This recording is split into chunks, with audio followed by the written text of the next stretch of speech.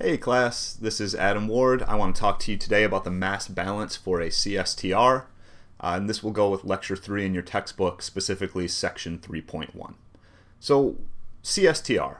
When I say CSTR, what I mean is a continuously stirred tank reactor. In environmental engineering, you might see it represented something like this. Looks like a small tank with a paddle in it. The idea is that it's perfectly well mixed and uniform throughout. So a homogeneous water body that responds instantly to change. Why do we care about that when we're thinking of environmental systems? We'll use this as a first approximation for a lake. So our CSTR has a couple of assumptions that are inherent. One is that it's constantly well mixed, so it never stratifies, that never changes, and we assume that happens instantly. So for example, if I put a load anywhere into the lake, that load instantly mixes throughout the entire volume. We can use our CSTR to understand things like how much improvement or degradation we should see when the loadings change, or the timescales that we should expect to see changes, given the internal processes and loadings. So, what are those processes and loadings then?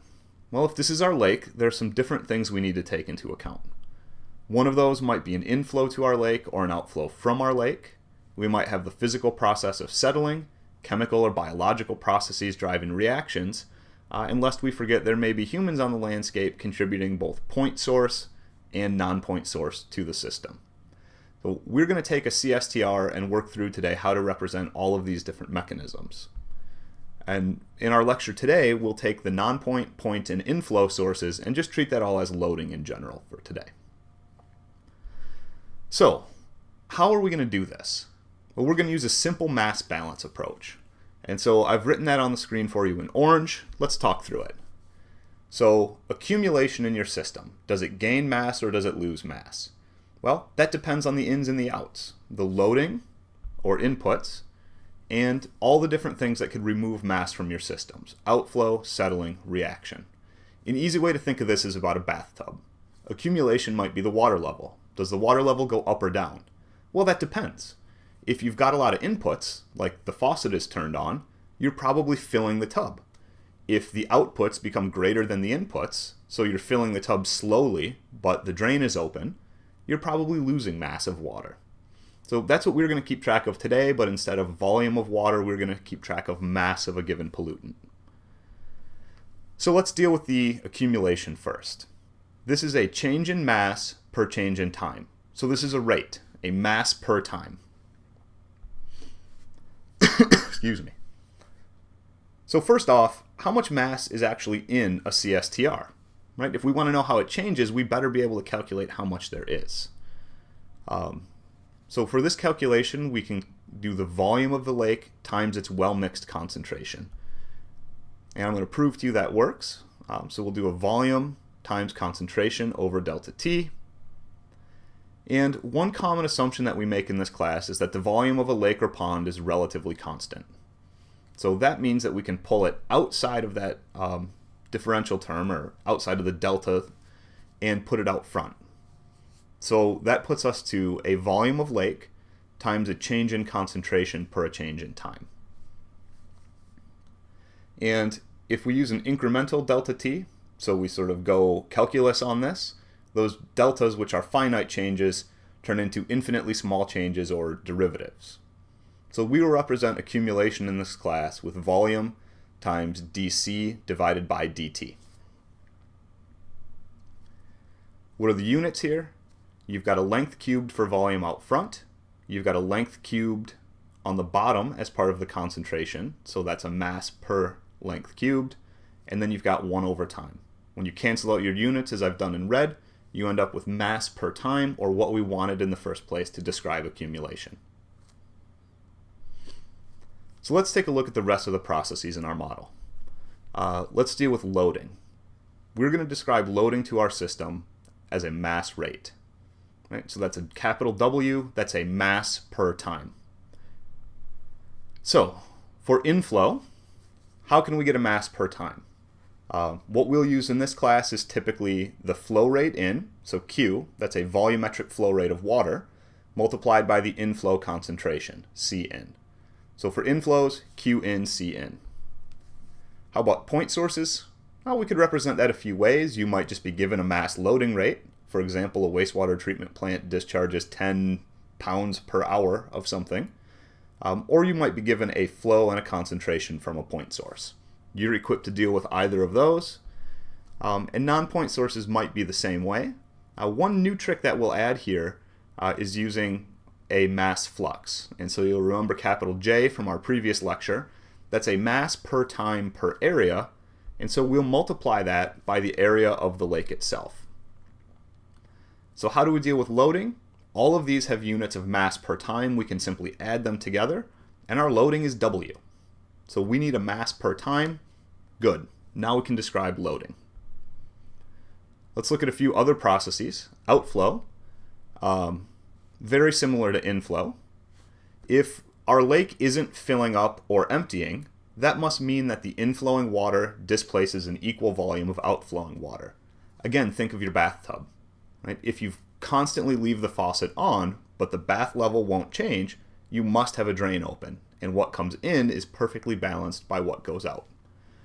So our outflows will be the same Q as the inflows, or the total of the inflows, and it's moving out mass at concentration C, the well-mixed concentration of the CSTR itself. Reactions we'll commonly take as first order in this class, and so we know that for a first order reaction, the actual rate of loss is proportional to the concentration or proportional to the mass in the system. We can take that and get rid of the proportionality constant and instead call it a K. And I'm using a lowercase k here. And instead of mass, we can use again volume times concentration, that C, well-mixed concentration in the system. So our reaction rate would be represented as first order reaction rate K, which has units of 1 over time, multiplied by volume, multiplied by concentration. You can check those units yourself, and you'll see that that has also units of mass per time. It's important that we have everything in the same units. That's what enables us to add these quantities together or subtract them from one another. The final process that we'll deal with in our simple CSTR model is settling. And Chopra gives us two ways to treat settling. The first is to treat settling as a flux that occurs across the lake bed. So settling would be a mass per area per time multiplied by the area over which that occurs. A common way for us to represent this is to use a settling velocity. So the speed that an individual particle falls down through the water column multiplied by concentration.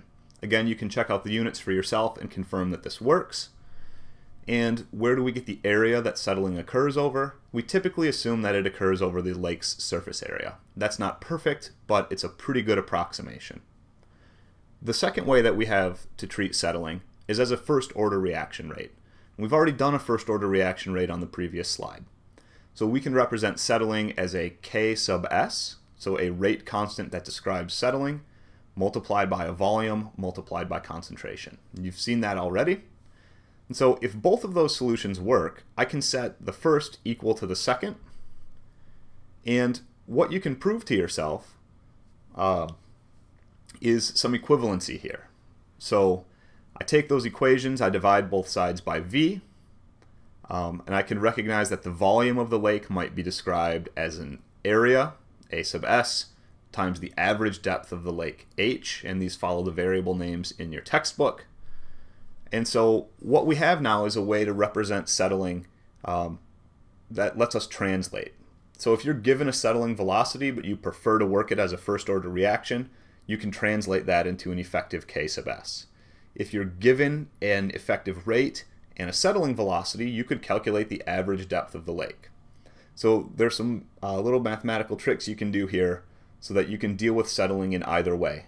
This is a place where you sometimes don't have information in the form you want, or you don't have the average depth of the lake, but you do know the settling velocity and the effective settling reaction rate, so you could calculate it. So settling, you can describe that flux using either of these two methods. So let's put this all together for our general model of a CSTR. So here's our accumulation on the left-hand side, and that was equal to loads, or inputs, minus outputs. So loading, W, and that encompasses our point, non-point, and inflows. And then we have three different places that we can lose mass. So three different outflow terms. We have the outflow with Q times C, we have a first order reaction, and we have a way of representing settling in the system. Now, if we simplify this equation to steady state, meaning that the concentration isn't changing through time, everything has reached an equilibrium, that means that our inputs must equal our outputs. So we set our left-hand side to 0. We get an equation that looks like this. And if you go through the algebra, you can rearrange that equation to get what's on the bottom left of the screen right now. Concentration equals loading divided by Q plus KV plus V A sub S, where that's settling velocity times surface area. Now that should look familiar to you all because we spent some time last week looking at C equals W over A. And I said one of the challenges in this class is to figure out the assimilation factor. So assimilation factor was the mechanisms that act on loads and translate them into resultant concentrations. Now you can see where that assimilation factor comes from, at least in a fairly simplified system. I hope this helps you understand section 3.1 from your textbook, and we will start applying this model in class.